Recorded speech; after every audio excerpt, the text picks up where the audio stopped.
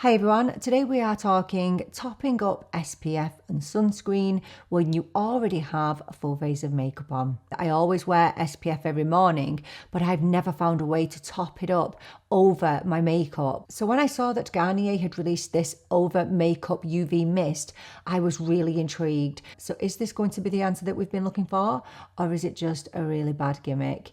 If you are interested in finding out, then please do keep on watching. So this is the Garnier Vitamin C Brightening Over Makeup UV Mist, and it has an SPF of 50, which is incredible. So this retails for about $12.99 in the UK, but I have actually seen it on sale for less than that. And in the US, I did have a look at where you can get this, and you can buy this on Look Fantastic, and I think you can get it for about $12. So for that, you get 75 ml. So this claims to be enriched with an antioxidant complex, vitamin C and vitamin E. It allows you to top up your SPF anytime without having to touch your face. It is a vegan formula and it's cruelty-free. It's obviously very affordable, and it also claims to help prevent dark spots and brighten your skin at the same time, which is amazing. So dark spots, I mean, I'm wondering if that means that it might help to protect against hyperpigmentation. I'm not sure.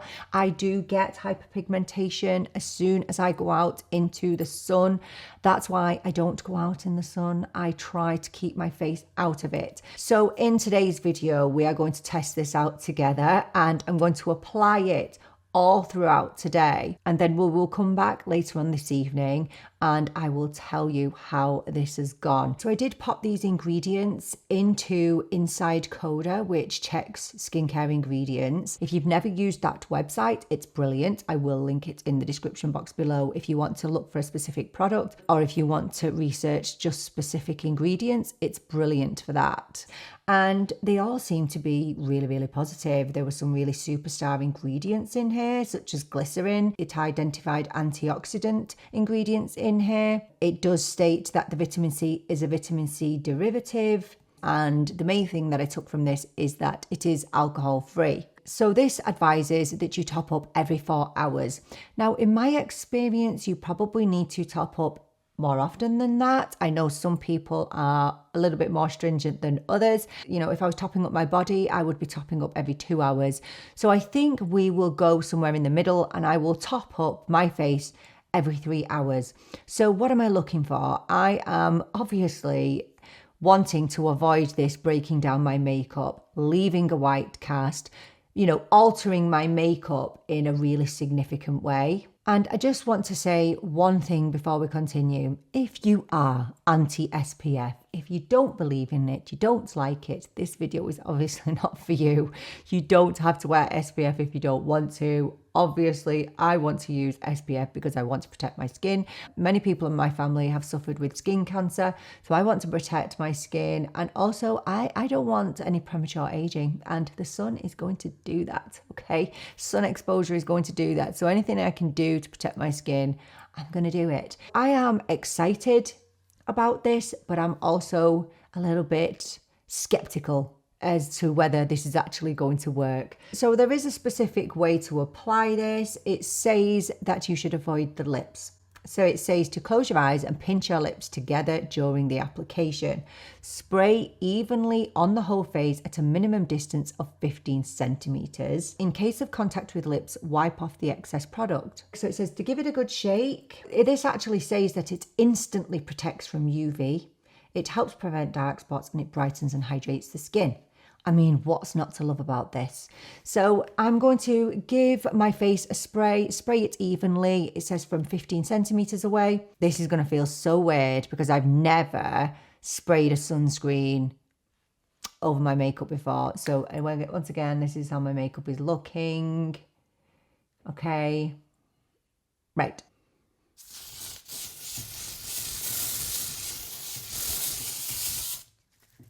Oh my gosh, I hope that dries down. Now, I think I might have put too much on there. I didn't purse my lips together. So I'm going to wipe my lips. That is something that you need to remember. Purse your lips together. I will top up my lips while we wait for this to dry down. It's literally just coated my facial hairs, and you can kind of see it there. But just remember, if you're putting this on, purse your lips together. I forgot, okay, but I'm not going to forget again. So let's give this a minute to dry down. Okay, so it has dried down a little bit, but it has obviously made me very glowy, okay, and I don't mind it, actually. It's not bad. I'm going to take my foundation brush from today, and I'm just going to press around it. Okay, I don't think that looks bad at all, and obviously I have got that protection. Even though I've gone in with a brush to pat it in, it's covered and protected my skin. The biggest thing that I was looking out for is it going to leave a white cast over my face? Actually, I think that looks pretty good. Now, the big test is going to be when I reapply. But the one thing I'm not doing today, I'm not testing the effectiveness of the SPF. Just like I don't test the effectiveness of the SPF in my Charlotte Tilbury Magic Cream. Okay, I'm not here to test that out. I am trusting that this is SPF 30 and it is going to protect my skin. I am not going to go and sit out in the sun and test whether I burn or not. Okay, that's not what I'm doing today. And even if I wanted to do that, I couldn't, because I live in Ireland. Okay, we don't have sun. Not much anyway. I do think it has made my skin more glowy like an SPF would, but I'm not too mad about it. And I do think that now you could go in and you could powder over that if you wanted.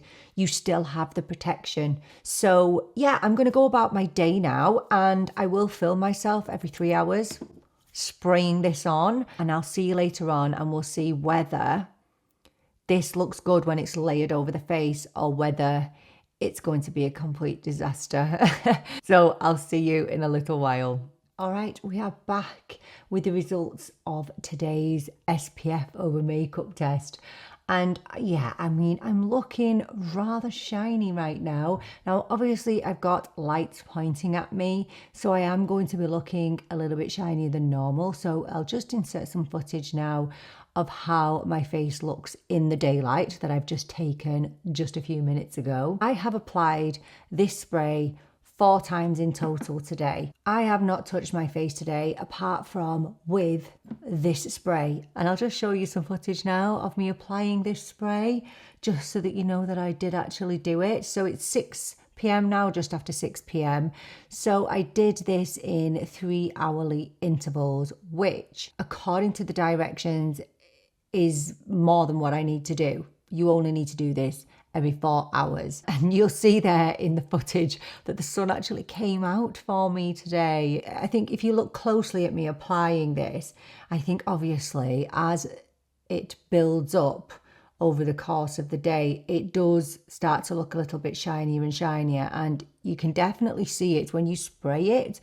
You can see it kind of clinging to your eyebrow hairs and your facial hairs and things like that. After my 4th spray now, I'm definitely feeling it. It definitely feels like it's more sitting on top of the skin rather than kind of soaking in. I'm pretty happy with this product. And here's the thing. So if I'm going to continue to use this, which I will, I am going to use this in combination with powder. Okay, and it's absolutely fine to do that. Just in the same way that you apply your SPF and then you put your foundation over the top, it's absolutely fine to pop powder over the top of this. You are still going to be getting that protection. So I haven't touched my face with powder or anything all day. And I didn't mention earlier that I have used my most trusty makeup products today. But as you can see, it's not disturbed my mascara. Well, maybe a bit of smudging, a little bit. The only place that I've seen a noticeable difference is under my eyes, where I've noticed a little bit more creasing than normal. So I'm going to go in now with my setting powder. This is my go-to by Florasis, and I'm going to see how it looks with a bit of powder over the top. First of all, I'm going to go in with my foundation brush from earlier and just kind of go over the skin. Today was a test with nothing, okay? I just wanted to layer up this sunscreen over the course of the day and see how it was. I'm just going to go in with some powder. Yeah, and that's toned it right down. So here's the thing, right? I don't look perfect. I don't look polished. This is going to be perfect for me when I know I'm going to be exposed to direct sunlight for an extended period of time. It's great for 1 or 2 touch-ups during the day. Anything more than that can start to look heavy but feel heavy. So it does start to kind of sit on top of the skin.